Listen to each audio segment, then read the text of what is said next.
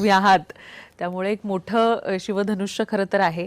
पण ह्याबद्दल नक्की जाणून घ्यायला आवडेल की आता त्याची तयारी कशा पद्धतीनं सुरू आहे आणि किती मोठ्या स्केलमध्ये तुम्ही करता आणि हे सुसज्ज कुठल्या स्थितीपर्यंत आलेले आहे आता या क्षणाला? कुंभ या वेळेचा खरं एक मोठं आव्हान आहे. खरं नाशिकचा कुंभ म्हणजे एक आव्हानच आहे. कारण हा कुंभमेळा हा पावसाळ्यात असतो अतिशय, म्हणजे सप्टेंबर ऑक्टोबरमध्ये ज्यावेळेला अतिशय पीक पिरियड असतो पावसाचा, ऑगस्ट महिना, अशा वेळेला हा कुंभ त्या ठिकाणी येतो. त्यामुळे लाखो लोक, कोटीत लोक त्या ठिकाणी येतात. मग त्यांची सगळी साधू संतांची सुद्धा राहण्याची व्यवस्था, त्यांच्या त्या कुटिया, हे मोठं आव्हानच आहे. मागच्या वेळी पावसाळ्यातच मीच कुंभमेळा मंत्री होतो. आता दुसऱ्यांदा मला संधी मिळालेली आहे आणि त्यावेळेला मागच्या वेळी तर 5-7-8 दिवसच शाही स्नानाच्या सगळ्या कुट्या त्या उडून गेल्या. सगळी छप्पर त्या ठिकाणी उडून गेलीत पावसाळ्यामध्ये, वादळामध्ये, आणि मोठाच गोंधळ झाला. सगळं पाणीच पाणी झालं. मग रात्रीतून 2 दिवसांनी आम्हाला पुन्हा मुरूम आणून त्या ठिकाणी टाकावा लागला, काही खडी कच आणून टाकावा लागला. कशी तरी व्यवस्था आम्ही त्या ठिकाणी केली आणि म्हणून एक मोठं आव्हान आहे. पण मागच्या वेळी तरी 2.5-3 कोटी लोक त्या ठिकाणी आलेले होते. पण यावेळेला अगदी अनुमान आहे, अंदाज आहे सगळा, की यावेळेला जवळपास 10 ते 12 कोटी लोक, म्हणजे 4-5 पट लोक, भाविक, श्रद्धाळू या कुंभमेळ्यामध्ये त्या ठिकाणी 100% येतील. कारण प्रयागराजला आम्ही जे बघितलं त्यावरून हा आकडा आम्ही क्रॉसच करू हे 100% खरं आहे. कारण लोक आता त्यांचं एक सगळं एक ह्या सगळ्या गोष्टीकडे लक्ष जास्त अधिक होत चाललेलं आहे. धार्मिक त्यांची हे वाढत चाललेली आहे आणि त्यामुळे 10-12 कोटी लोक सहज येतील. आणि केवळ महाराष्ट्रातून किंवा देशभरातून नाही तर आंतरराष्ट्रीय पर्यटक देखील मोठ्या प्रमाणावर आहेत. बाहेरचे फॉरेनर सुद्धा येत आहेत, ते विचारणा करतायत. आणि त्यामुळे मला वाटतं हे एक मोठं आव्हान आहे की या पावसाळ्यामध्ये या लोकांची व्यवस्था कशी करायची. बाकी ठिकाणी यूपीमध्ये, MP मध्ये, उज्जैनला या ठिकाणी नद्यांचे पात्र मोठेच मोठे आहेत. आम्ही त्यांच्या 1/10 पण नाही आहे. आम्हाला रामकुंडामध्येच त्या ठिकाणी आंघोळ करायची आहे. आम्हाला कुशावर तर स्विमिंग पूलसारखंच आमचं जो कुंड आहे त्या त्र्यंबकेश्वरमध्ये, तिथेच कोट्यवधी लोकांना स्नान करायचं आहे. त्यामुळे हे खूप मोठं आव्हान आहे. केव्हा स्टॅम्पेड होईल, केव्हा काय होईल हे काही सांगता येत नाही. ते सगळं सांभाळायचं आम्हाला. मी मागच्या वेळेला तर 22-24 तास कुंडामध्येच उभा होतो. कुंडामध्ये जो छाती पाडायला आले की लोकांना काढ, आले की लोकांना काढ, निघा बाहेर, निघा बाहेर.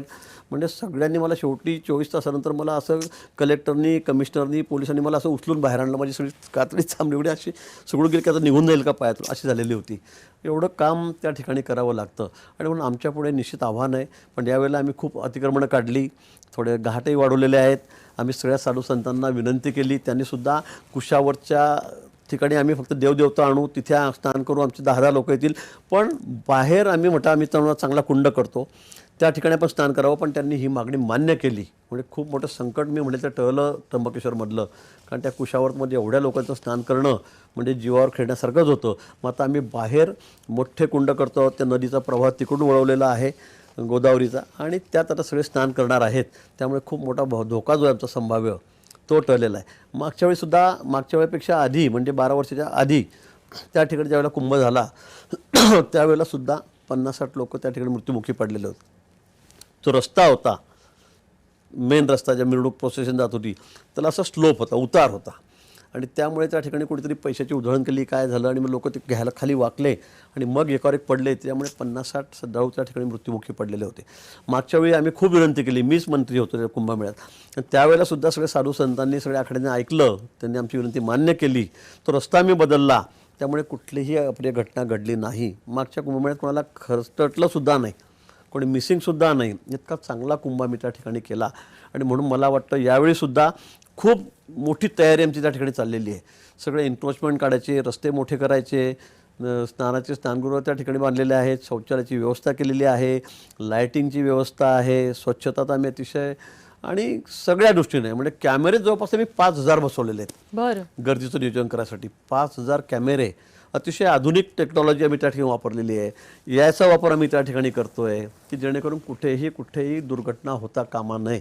आणि अशा पद्धतीने मला वाटतं हा कुंभ स्वच्छ, सुंदर आणि सुरक्षित कसा होईल. पोलीस आमचे सगळे कामाला लागले, यंत्रणा आमच्या सगळ्या वायरलेस आम्ही सगळ्या नवीन करतो आहेत. सगळे त्या ठिकाणी व्हॉलंटियर्स असतील, होमगार्ड्स असतील, सगळ्यांचं सहकार्य आम्ही घेतो आहे. आणि त्यातच खरं म्हणजे हे नुसतं प्रशासन करतं म्हणून नाही, तर नाशिककर सगळे, हा कुंभ कुणाचा आहे, हा साधू संतांचाच आहेच, पण आमच्या घरी आहे, हा नाशिककरांच्या घरी आहे. आम्ही आता म्हणजे वधू जी असते नवरी तिच्या घरी लग्न असलं की आम्हाला सगळं कसं रात्रंदिवस काम करावं लागतं, जबाबदारी आमच्यावर मोठी असते. आम्ही त्या भूमिकेमध्ये सगळे नाशिककर आहोत की आमच्या घरी आता लग्न आहे, आमच्या घरी एवढा मोठा कार्यक्रम आहे की जगभरातले लोक या ठिकाणी येत आहेत आणि म्हणून त्यांचा आदर तिथे आम्हाला करावा लागेल, त्यांना सांभाळावं लागेल, त्यांना सगळ्या सुखसुविधा द्याव्या लागतील. यासाठी सगळे नाशिककर, माझे सगळे तरुण कार्यकर्ते, सगळे मंडळं, सगळे आमचे मित्रमंडळी सगळे आम्ही तयार झालेलो आहोत. मला वाटतं सगळ्यांच्या सहकार्याने म्हणजे प्रशासन करेल, आम्ही खर्चही करू. 30,000 कोटी खर्च करतो आहे. मागच्या वेळेला आम्ही 4,000 कोटीसुद्धा आमचे खर्च आले नव्हते. यावेळेला आम्ही 30,000 35,000 कोटी खर्च करतो आहोत. सगळ्या सुविधा त्या ठिकाणी निर्माण करतो आहोत. रिंग रोड निर्माण करतो त्या ठिकाणी की ज्याच्यामुळे नाशिकचं सगळं चित्र बदलणार आहे. आता सगळी कामं आम्ही करतो आहे. गोदावरी मातेला आम्ही त्या ठिकाणी शुद्ध केलं पाहिजे. सगळे ओरडतात की पाणी किती अशुद्ध आहे, इंडस्ट्रीचं सगळं घाण पाणी येतं, गावातलं सगळं सांडपाणी येतं. आता ते सगळं बंद होणार आहे. आम्ही 2,000 कोटी रुपये खर्च करून त्या ठिकाणी सिवरेज ट्रीटमेंट प्लॅन्ट लावलेला आहे. पाणी आम्ही सगळं शुद्ध करणार आहोत. अशा अनेक गोष्टी आहेत. आता घाट आम्ही खूप वाढवलेत, त्या ठिकाणी चांगलं स्नान करता येईल. घाटाची संख्या त्र्यंबकेश्वरलाही वाढवली आहे, नाशिकलाही वाढवलेली आहे. त्यामुळे सगळ्या सोयीसुविधा ज्या आहेत, भौतिक सोयीसुविधा ज्या आहेत त्या देण्याचा प्रयत्न आम्ही त्या ठिकाणी करतो आहोत. पण निश्चित साधू संतांचे आशीर्वाद, त्यांचं सहकार्य आणि त्र्यंबकेश्वर असतील सगळे नागरिक, नाशिककर असतील, हे आम्ही सगळे मिळून हे आमचं घरचं कार्य आहे असं समजून आम्ही हा कुंभमेळा अतिशय यावेळेला सुंदर, सुरक्षित या ठिकाणी करणार आहोत.